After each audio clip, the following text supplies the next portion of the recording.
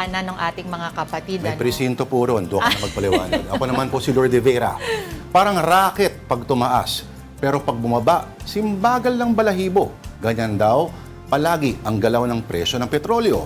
Ganyan palagi hanggat umaangkat lang tayo at walang ibang alternatibo. Kaya sa usapin ng enerhiya, oras na para italaga sa nasabing departamento bilang Secretary of Energy, si Gary Valenciano. Kung hindi nyo na-gets, malamang bata pa kayo. Kaya dito ko na lang sa show na may kakaibang might. Hataw na ang Afternoon Delight.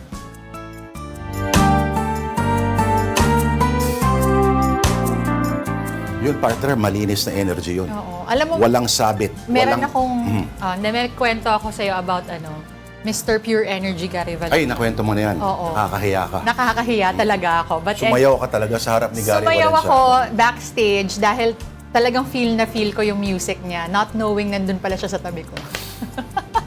Mga tingin mo gaano katagal pinapanood? Ay, hindi ko rin sure, pero kasi sumisigaw pa ako noon. Hataw na. Tapos katabi ko pala. Yung pati verse ba kinakanta mo rin? Ha? Hindi. Usually chorus lang naaalala ko, pero Sana, anyway. 3 nota lang naman yun, di ba? Sana tinamaan mo yung 3 nota na yan. Feeling ko naman, naabot ko siya ng konti. Anong mas nakakahiya? Yung narinig ka niyang kumakanta o yung nakita ka niyang sumasayaw? Baka both. Hindi na ako magmamalaking may talent ako dyan. Pero ito na nga, pag-usapan na muna natin ang nangyayari, no? It is the middle of the week, pero ang dami-dami nangyayari. So much has happened since Monday. So, alam natin, ito na nga, in the news, it is the 12th day of the conflict between Iran and the combined forces of Israel and the USA, with over 2 million Filipinos in the region. So, malaking concern ito for our country. Oo, yung sinasabing first 2 weeks, no? Sabi, ang pinakamahirap na part daw ng first 2 weeks is the next 20 years. Kasi kung makikita mo yung mga nangyayari sa Iraq at sa Afghanistan, parang ganun, ano? Hindi man exactly 20 years, medyo exage. Pero yung inaakala siguro ng Amerika na mabilis lang sa kanila, hindi mo inaasahan may mga bansang marunong pumalag. Kahit hindi ganun ka-high-tech, dadaanin nila ang pangontra sa'yo sa ibang paraan. Oh, and I mean, they are getting support elsewhere as well, di ba? Hindi naman most favored country ang USA. Yung sinasabing major choke point talaga, yung sinasabi nilang, anong tawag dito? Yung major artery talaga ng world economy, yung jugular talaga, no? Yung Strait of Hormuz talagang, balita daw, talagang binudburan daw talaga yan ng Iran ng mga mines. So, delikado daw. At hindi alam kung paano yan aaksyonan. Kasi yan ang maliit na straits na yan. Hindi yan kahabaan, hindi yan kalakihan. Pero dyan talaga yung dumadaan daw yung mahigit 90% ng langis ng daigdig. And that is why we are seeing those increases in the prices of fuel worldwide, ano? At alam mo, ano hinihintay natin maliban kay John Enero Acosta? Ano? Abay, hinahantay natin yung emergency powers supposedly na ibibigay ng Kongreso sa presidente. Kailangan pa ba ng physical presence kaya? No? Kailangan harap-harapan na igagrant sa kanya? Hindi ba pwedeng by na lang? Kaya habang nandun siya sa New York, umaksyon na. Mas magandang mahimay nga natin yan, ano? Dahil ang daming nag-aabang, ang daming mas lalong nahihirapan. Parang hindi natin pwede sabihin na ngayon lang nahihirapan. Mas lalong nahihirapan sa pagbabudget na naman. Oo. Okay, now... Uwi pa nun, gaano pa katagal yun? Pag inabot pa ng Biyernes, i-relax pa ba yun? Ewan natin. Pero alam mo, 1 year, ang bilis ang panahon. Ang bilis! Alala ko pa, mga ganito rin yun eh. Nananahimik lang tayo isang araw. Oo. Well, biglang may ganong balita. Well, we are, of course, talking about the ex-President Duterte's arrest and surrender to the International Criminal Court. So paano nga ba ito inaalala? Both, I guess, both of for his critics and his supporters. Of course, anumang bagay, lagi ay may dalawang panig yan. Ano? Of course, yung anak niya nagsalita na Sara Duterte, the Vice President, sa pinapaalala niya na ang batas daw must not be used for personal or political interests. Malamang yan ang pananaw niya, pero hustisya naman siguro para sa mga nawala ng mga kaanak doon sa mga tinatawag na ng EJK.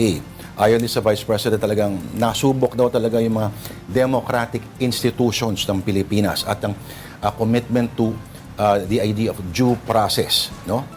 At kinusyon din yung pagiging sovereign at a truly free nation daw should not be governed by institutions that are not free from external interference, kumbaga. Pero unahin na muna natin yung malapit sa bituka, kumbaga.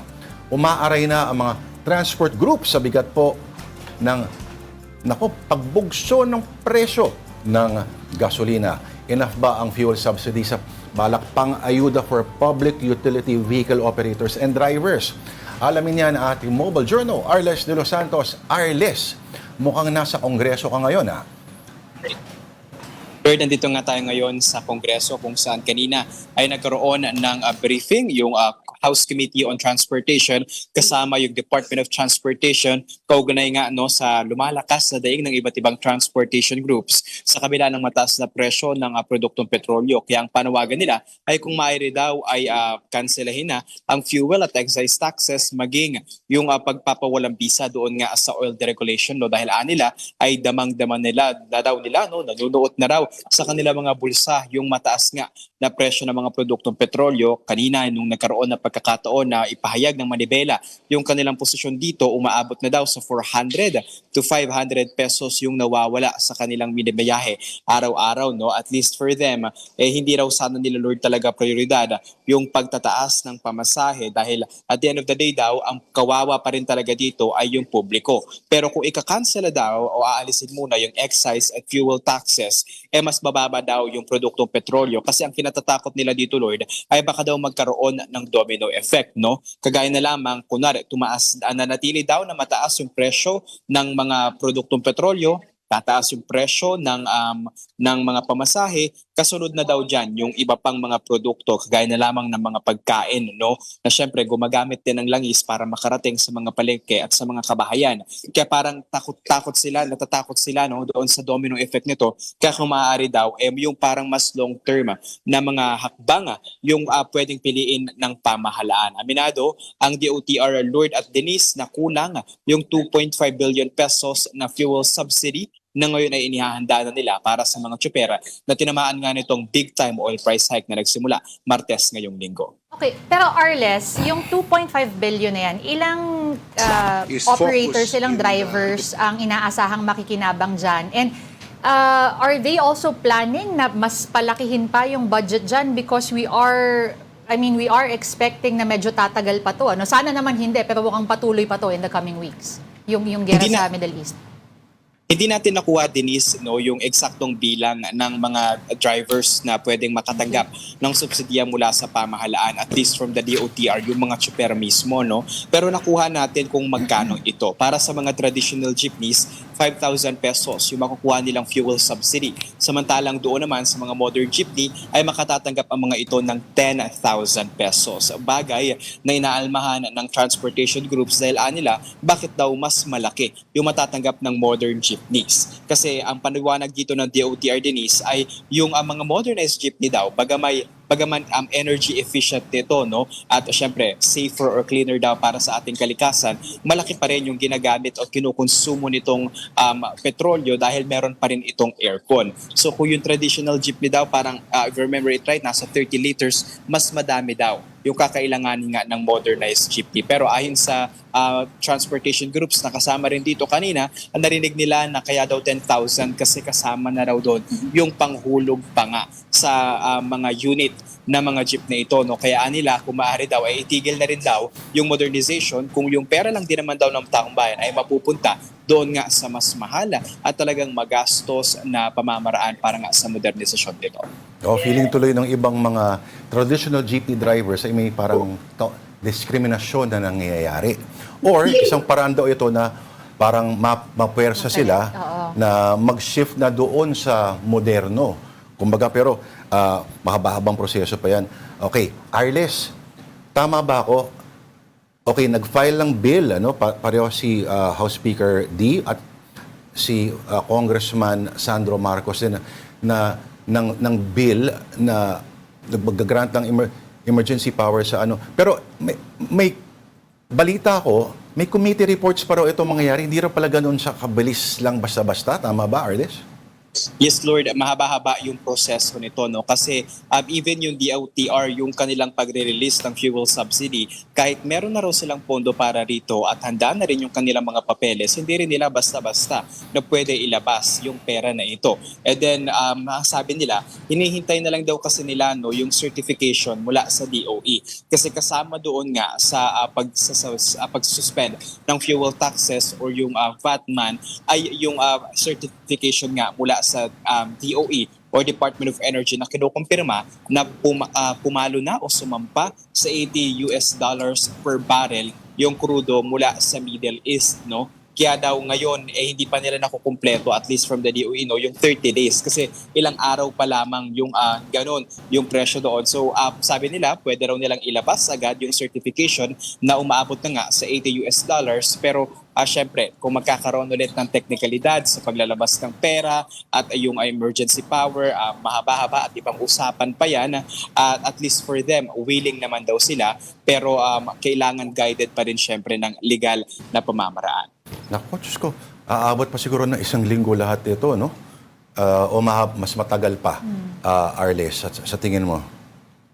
Probably, Lord, actually, matagal pa kasi next week, meron ding mga balita na another 12 pesos increase can be felt, no, or can be imposed dito mula sa mga oil companies. At least right now, may 14,000 na mga oil companies, no, and hindi naman daw kasi direkta lahat na mamonitor ng DOE yan. At yung nagpapahirap pa daw dito, Lord, ayon sa ilang mga transport groups, ay yung oil deregulation law. Kaya kung maaari, ay i-abolish na raw ito dahil parang in their own words, no, ginagatasan lamang daw ng batas na ito ang bayan kung saan yung mga oil companies nga, yung merong karapatan at kakayanan na magdikta ng kanilang mga presyo sa mga produktong petrolyo. Maybe the public is asking kung ano yung posisyon o yung galaw dito ng DOE. Dahil dun sa oil deregulation law, Lord, no, yung mga kumpanya, yung may capabilities na magdikta ng presyo nila, pero kailangan kasi nilang i-justify at ipaliwanag muna ito sa DOE bago nila i-roll out.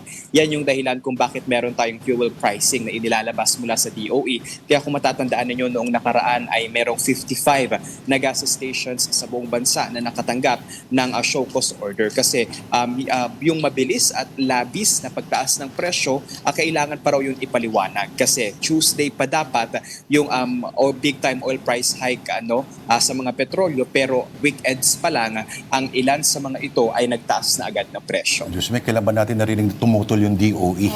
Parang ang naging trabaho lang ng DOE lately ay ipaliwanag kung bakit naging ganun. Parang always in defense of the fuel industry. May tanong ka, partner? Oo, Arles, nabanggit mo kasi yung panawagan to abolish the oil regulation law. Pero ano nga ba yung probability niyan? Because a lot of people are saying na medyo malabo yung ruta na yan because, correct me if I'm wrong, but bago ma-abolish yan, parang kailangan may bago pang maipasang batas, both by both houses of Congress, tapos kailangan pirmahan pa rin yan ng presidente. Napakahabang proseso palalo niyan. Is there also a alternative, long-term solution na dinidiscuss ngayon? Sa ngayon, Denise, tama yung sinabi mo na mahaba-haba talaga yung magiging proseso kung bubuwagin man yung oil deregulation law. And syempre sa kasalukuyang climate natin, mahirap sabihin kung ito talaga yung pinaka-feasible na pamamaraan. But at least for the government, they're looking at the possibility na maghanap ng iba pang mga oil sources or fuel sources sa ibang mga bahagi ng bansa. Pero narinig nga natin recently from DOE na medyo priority ng South Korea at ng China na pinagkukunan din natin ng mga produktong petrolyo yung sapat na stock ng kanilang bansa. So may mga pag-aaral din na meron pa rin sa mga manampaya and yung mga paggawa doon ng mga tube para makapag-aral pa but still parang yung last time na nagkaroon ng pronouncement si BBM na meron daw possible na gas doon, parang it was a 10-year study. So hindi siya talaga very instantaneous na pwede agad-agad magkaroon ng pagbabago or yung hakbang at least yung na kinakailangan sa panahon na ito. Kaya ngayon yung nakikita nga nila yung pagbibigay muna ng fuel subsidy pero isang araw lang, one time lamang daw yan na magagamit naman daw ng mga tsyopera sa loob lamang ng 2 araw. Hindi lang yun. at least kahit pa paano, sinabi ng Pangulo na, sinertify niya na as urgent daw yung bills na magbibigay sa kanyang kapangyarihan to suspend the excise tax. Pero, okay, ano pinag-uusapan ngayon dyan sa Kongreso, Arles? Ano pa, mga tinatalakay dyan? Lord, kanina nagkaroon din ng pagpupulong yung Foreign Affairs Committee dito sa Kamara, pero meron tayong ibang separate report para diyan inaabangan natin ngayong araw kung tatalakayan nga rin ba sa plenaryo o pagdedebatihan yung kaugnay sa 25 political dynasty bill, anti-political dynasty bills pero mamaya pa yan, mga 3:00 pa ng hapon sa plenaryo ngayong sa Kamara. Aabangan din natin kung makakakuha pa tayo ng ibang mga updates kasi ngayong araw din yung pagsisimula nga ng Ethics Committee hearing kaugnay doon sa reklamong inihaing laban kay Quezon City Representative Bong Sultan. Yun pa pala. Way pa pala yung issue Oo ngayon. nga pala, no? Okay. Maraming salamat sa ating Mojo, Arles de los Santos. Meanwhile, the government is now looking for alternative sources of oil supply. That's as the conflict in the Middle East shows no clear end in sight. Maricel Halili has the report. Naghahanap na ang pamahalaan ng ibang bansang pwedeng pagkuna ng supply ng langis ayon kay Pangulong Bongbong Marcos. Sa gitna ito ng patuloy na pagsipa ng presyo ng petrolyo dahil sa gulo sa Middle East. Sabi ng Pangulo, sapat pa ang supply ng langis sa bansa ngayon at hindi pa kasama sa estimate ang produktong dumaraan sa Strait of Hormuz. Pero may mas inaalala raw ang Pangulo. Hindi natin alam kung gaano katagal ito. Hindi natin, kaya yung presyo kung saan pupunta, hindi natin how long, kung tataas man, tumaas lang nga, gaano katagal ba yung pagtaas na yun?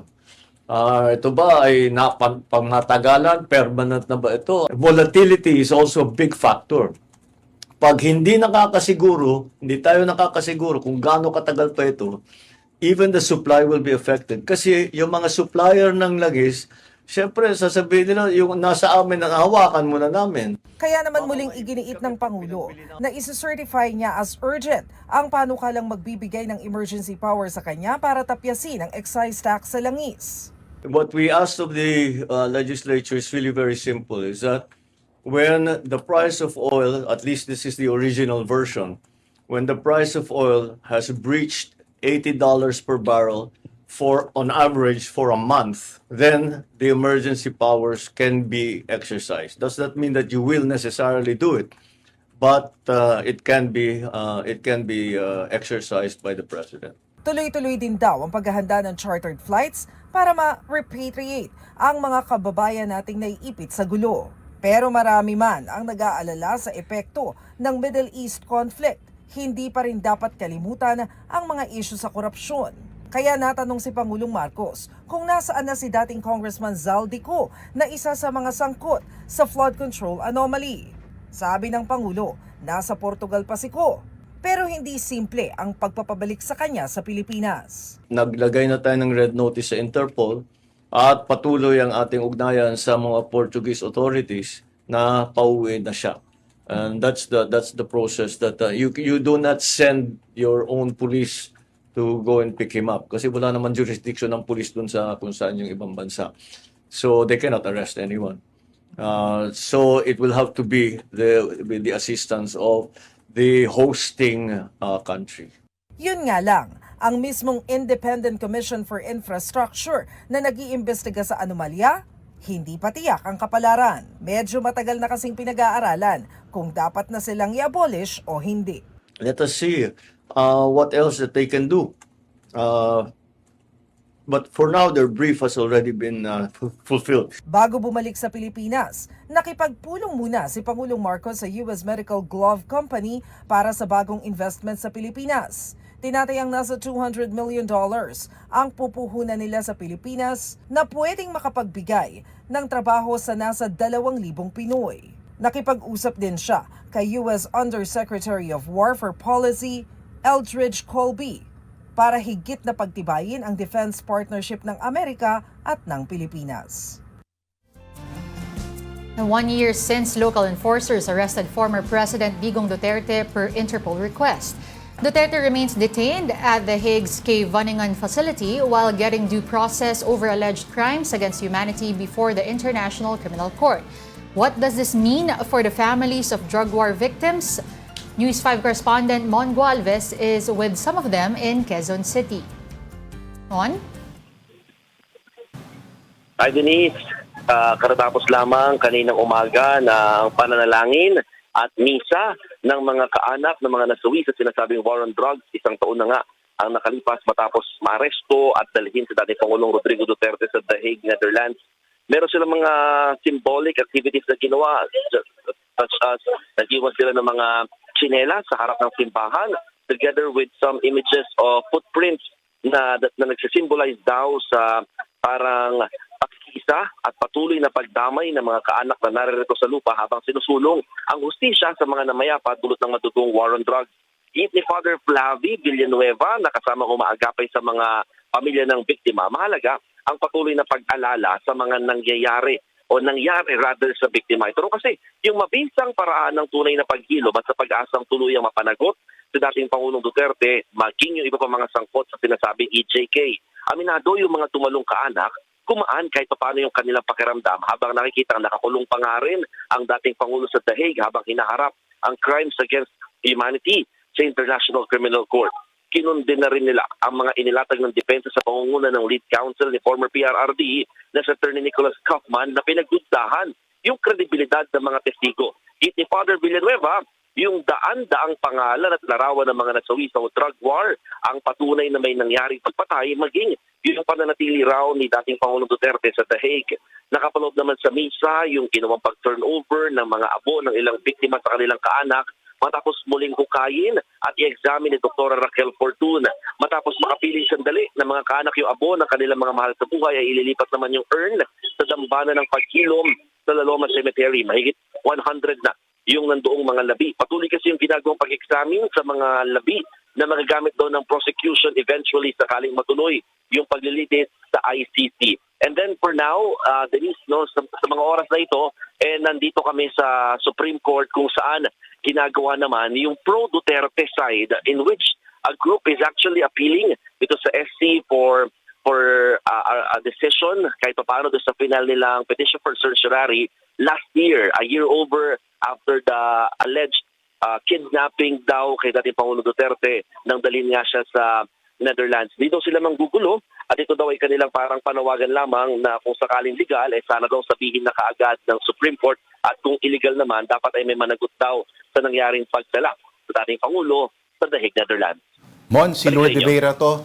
Si Lord de Vera, Mon.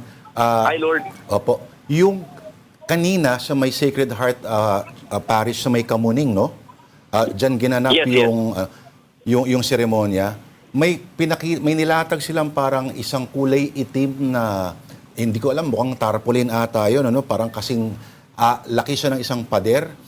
May idea ka ba kung ilang mga pangalan ang nasulat doon? At yung programang paghilom ba, pangalan lamang ng dambana ito o yung buong ritual ba yan? Yun ang tawag nila, paghilom.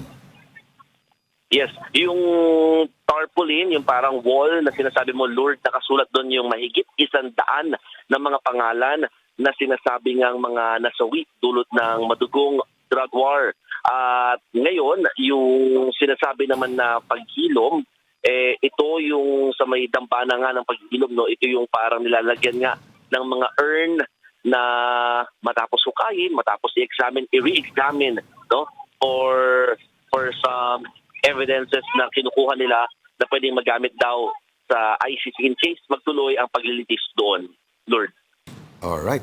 Just sa Supreme Court, sino-sino mga grupo na pro-Duterte supporters ba ito? Sino mga nanganguna dyan na mga personalidad na posibleng kilala ba natin?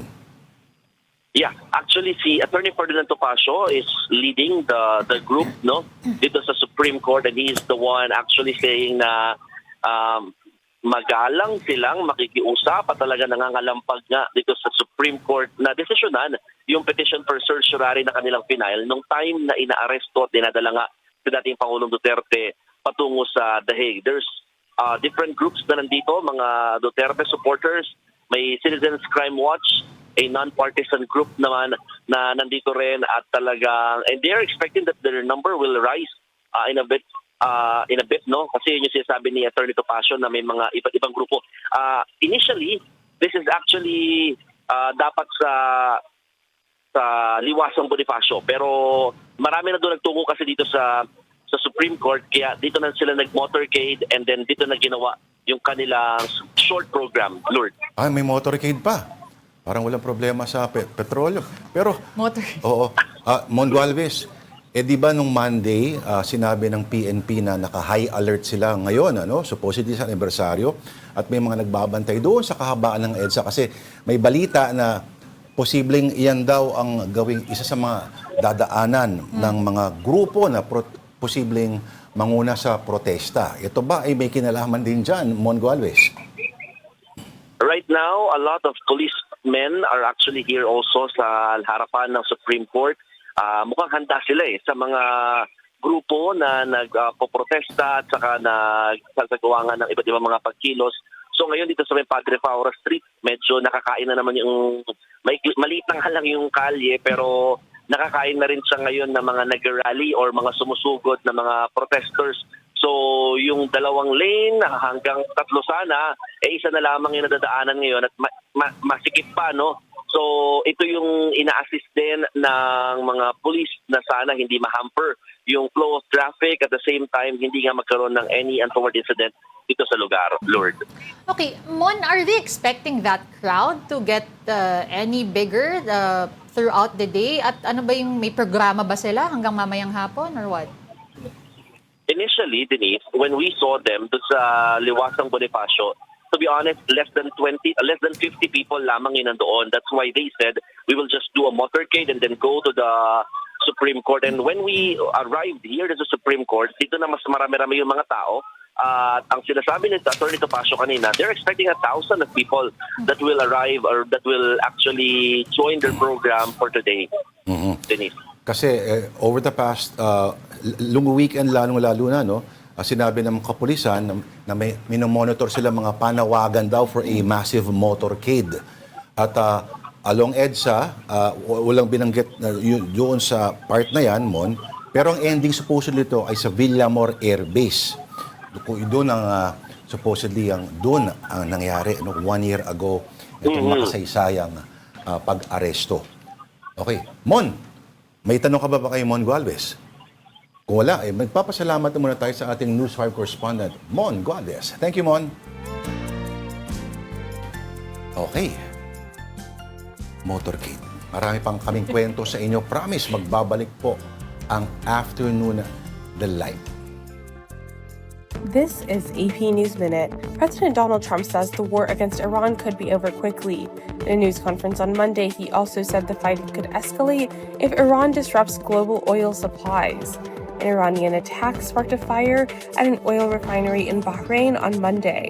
Incoming missile sirens sounded in that country and in the United Arab Emirates early Tuesday. Iran also launched new attacks at Israel. Missile interceptions could be seen in the Haifa area in the northern part of the country. The 7th U.S. soldier killed in the Iran war was returned to the United States on Monday. Army Sergeant Benjamin Pennington died after an attack on an airbase in Saudi Arabia. Passengers are waiting for hours in security lines at some U.S. airports. A partial government shutdown is keeping TSA workers from getting paid, meaning some agents are missing work.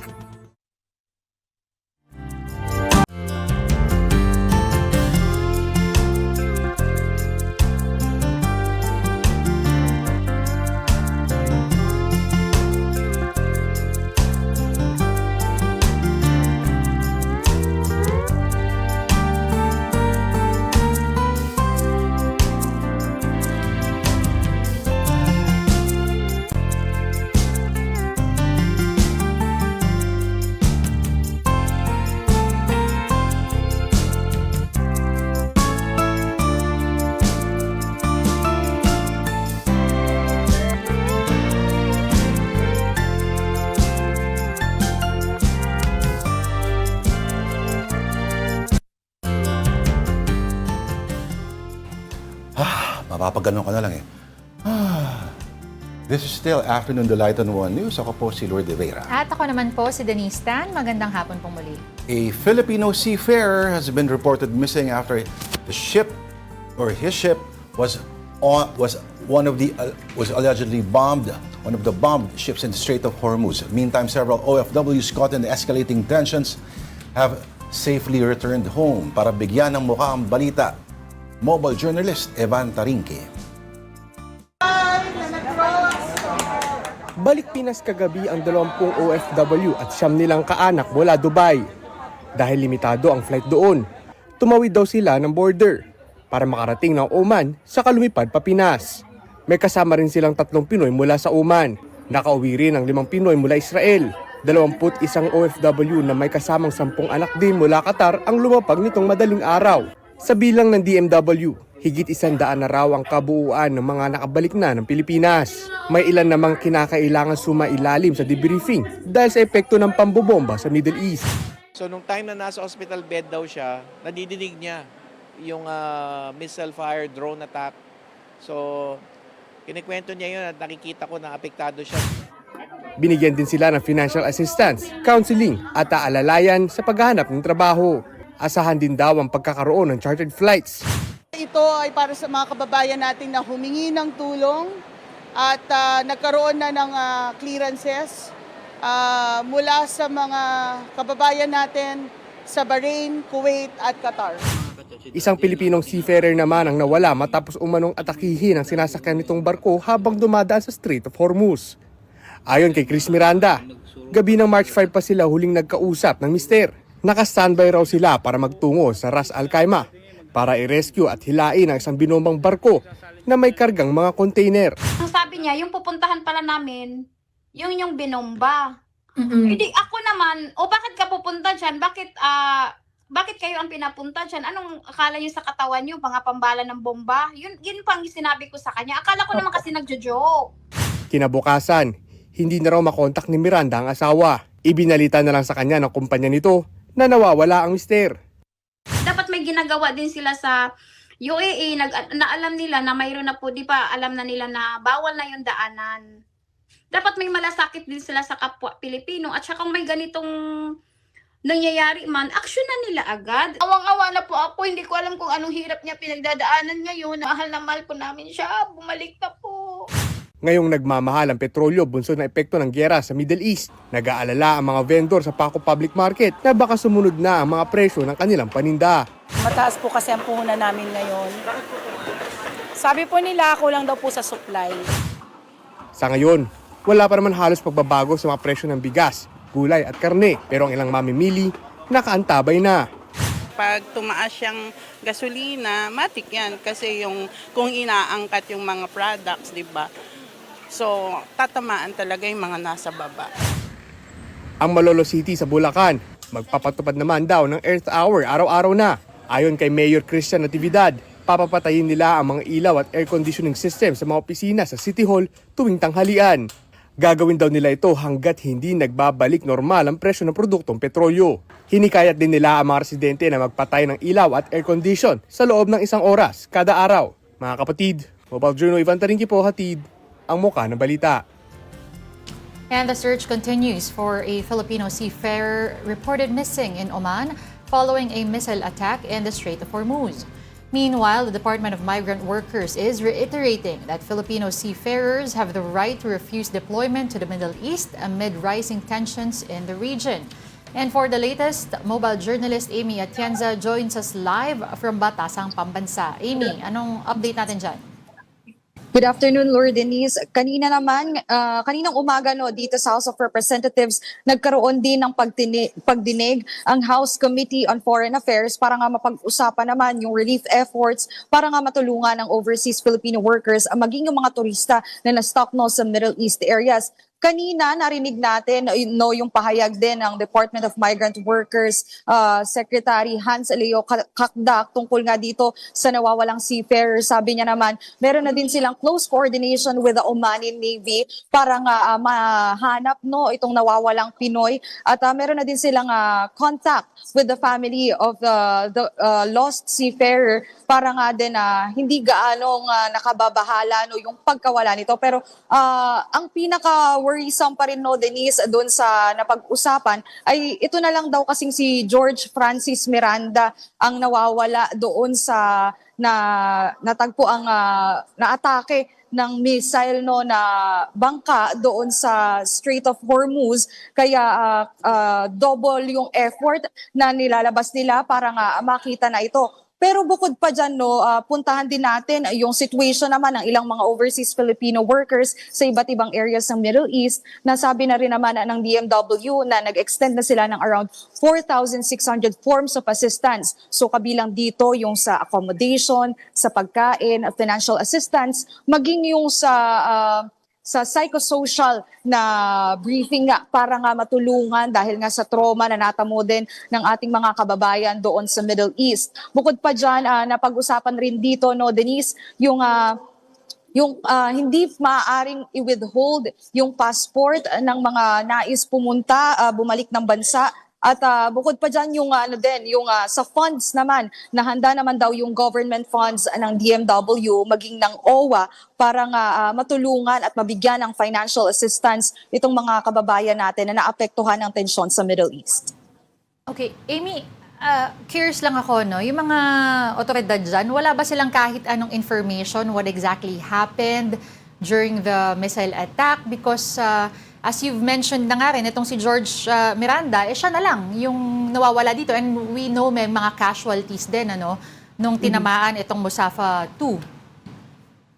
Very vulnerable area naman daw talaga kasi itong Strait of Hormuz nga, no, kung saan nangyari yung insidente. May remains na rin na daw silang nakita at ito na nga lang kay Miranda yung patuloy pa nilang hinahanap. So far, coordination lang talaga yung kaya nilang maibigay din para nga dito sa nawawalang seafarer, no. Pero sinasabi naman nila na magdodoble effort nga daw sila para nga maisaayos itong paghahanap, no, yung proseso rin dahil nga sobrang delikado din ng area. At tulad na rin nung nabanggit kanina, no, meron naman daw kasing right to refuse to sail itong mga seafarer. So itong right nila, kapag ginamit nila ito, no, itong karapatan nila, meron pa, subject pa rin naman daw sila and entitled pa rin sila to 2-month salary, pati na rin free repatriation. So yun na lang din talaga yung efforts na nagawa ng ating ahensya ng Department of Migrant Workers para nga maisaayos itong proseso din. Lalong-lalo na dahil may incidents nga na ganito na katulad anong kay George Miranda. Okay, Amy, paki-describe kung anong klaseng measures, are there stronger measures to secure those shipping lanes dun sa Strait of Hormuz after this incident? Bukod pa dyan, no, Denise, yung pinagtibay pa dito talaga ng iba't ibang ahensya ay yung sa Emergency Repatriation Fund, pati na rin dun sa Action Fund, kung saan nga nag-aalat na ng around 200 million pesos at naghihintay na rin sila ng around 800 million pesos from the budget department para nga mabigyan na din mismo ng assistance hindi lamang itong sa mga seafarer, maging dun sa ibang overseas Filipino workers. So far, yan yung naririnig natin, no, at saka bukod pa dyan dun sa pagdinig, nasabi rin, no, na meron na din silang close contact and coordination with the different embassies in the Middle East para nga mapagpatibay pa yung tulong na maibibigay nila para sa mga Pilipino doon. Alright, maraming salamat, mobile journalist Amy Atienza. Ngayon, punta naman tayo sa Senado at makakausap natin ang ating mojo, si Merrimon Reyes, para tanungin, Merrimon, ano ang mauuna? Itong tinatawag na, ano nga ba itong Murang Langis Act? O magbabati ba muna si Senators Marcoleta at Ping Lacson? Alin ang mauuna sa dalawa?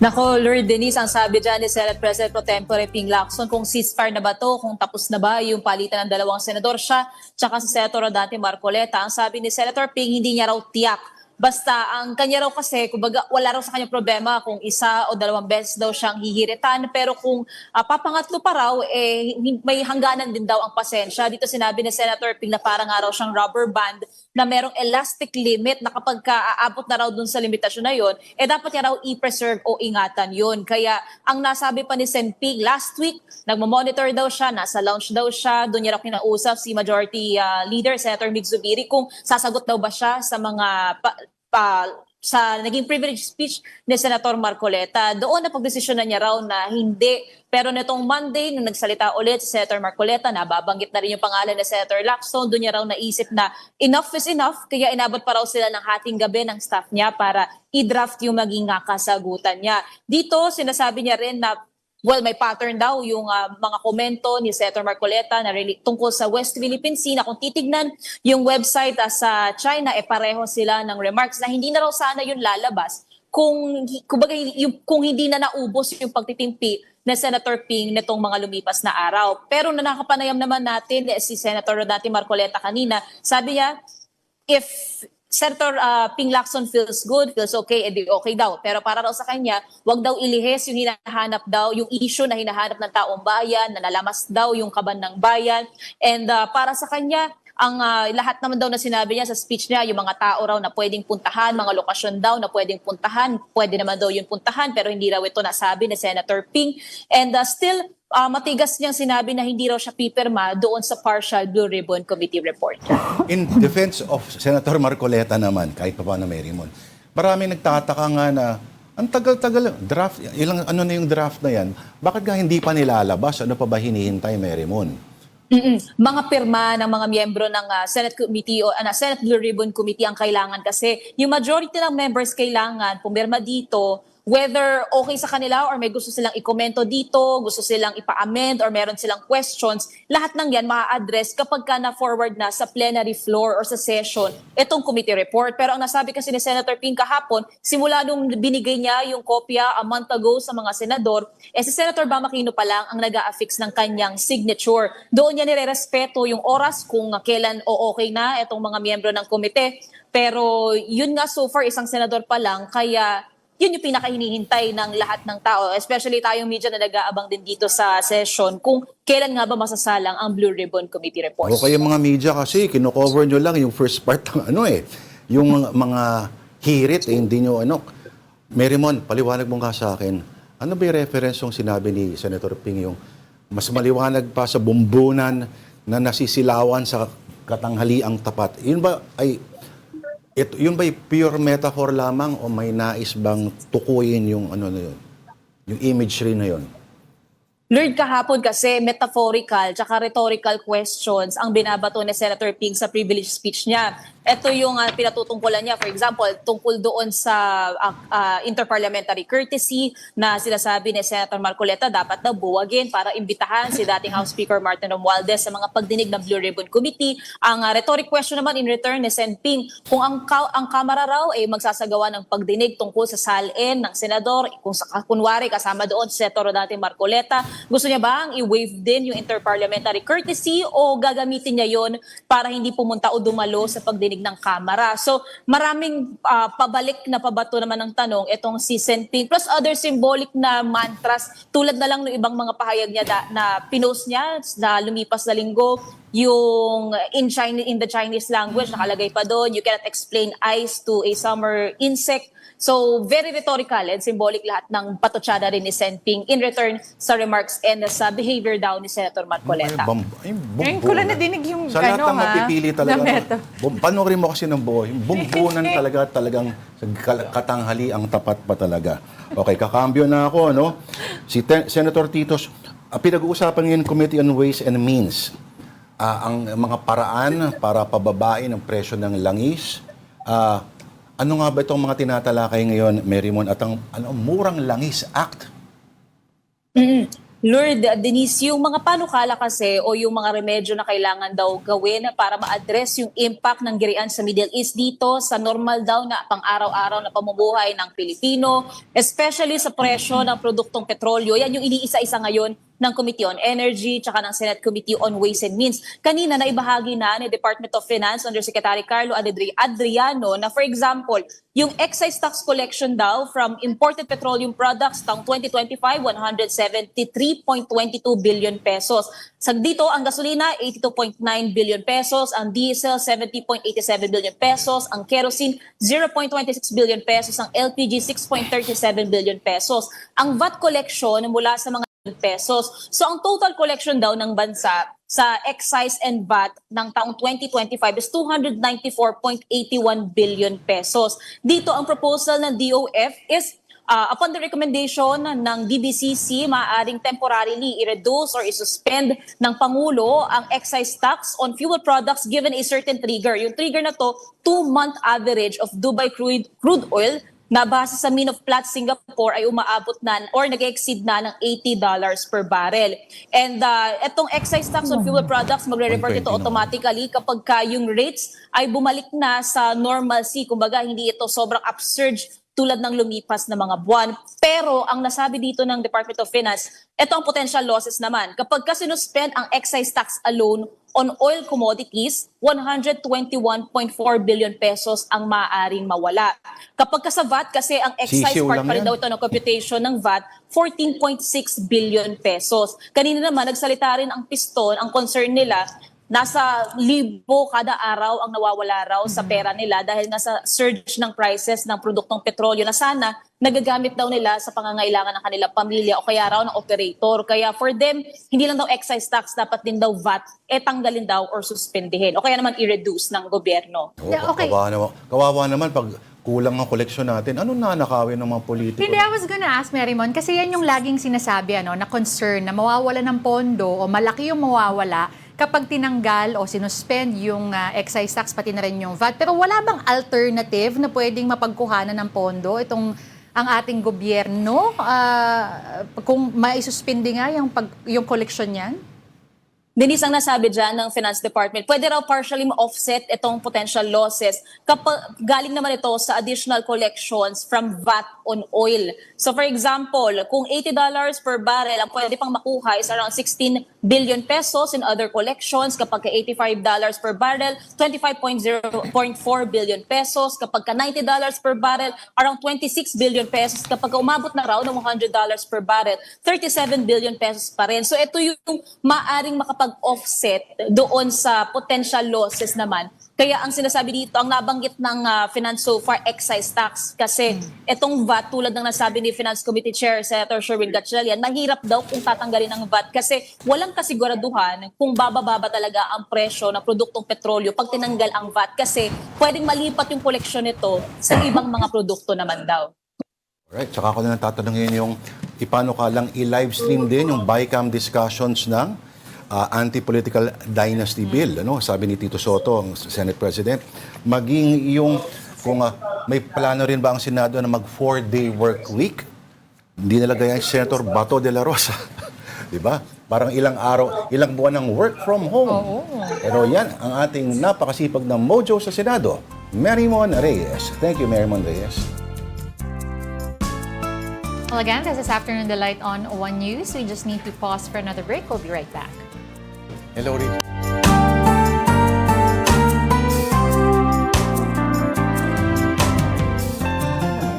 Working remotely. You're still watching Afternoon Delight, and we thank you for staying with us. And our Delight of the Week theme pa din natin ay saging. And so we have saging conyelo for today.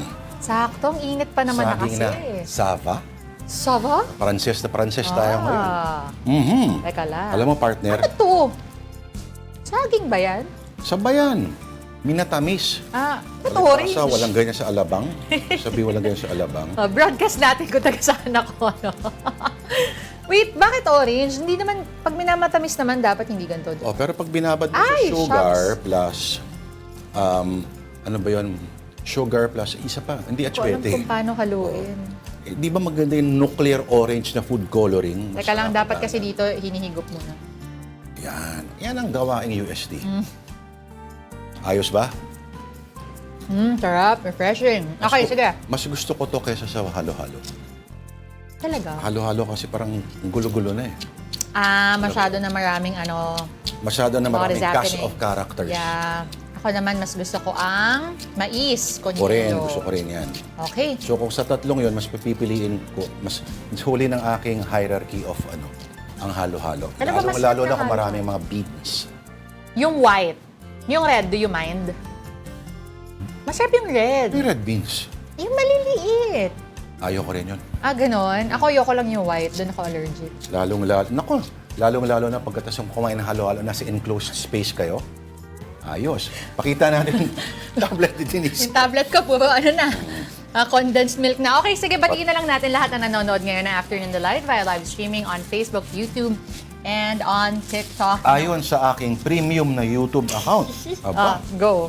ang nanonood ngayon ay Sino? Yung tablet ko, puro si Alex Fuentes. Alex Pusta. Ang init na ng panahon, sir. Madam, baka maligo ulit kami ng dagat o ilog. Ay, ang sarap Tapos, naman. luputan, sariwang isda, at pusit na inihaw din, sir, madam. Thank you. Marlon Manalo. Si Senator Marcoleta naghanap din ng coordinates. Maglalagay ba ng muhon sa dagat? Rodel Alcantara, o isaging kung yun, sinadjust ko kahapon. Isang araw, malasa po yung sa Razons. Thank you po. Yung sa Razons, hindi saging kung yelo yun. Tawag nila ron, halo-halo. Pero sabalang din halos yun. Oo. ano. Pero masarap nga Masarap din yun. yun, mahal pa. Pero masarap yung burger nila. Meron silang burger? Meron, home-style burger.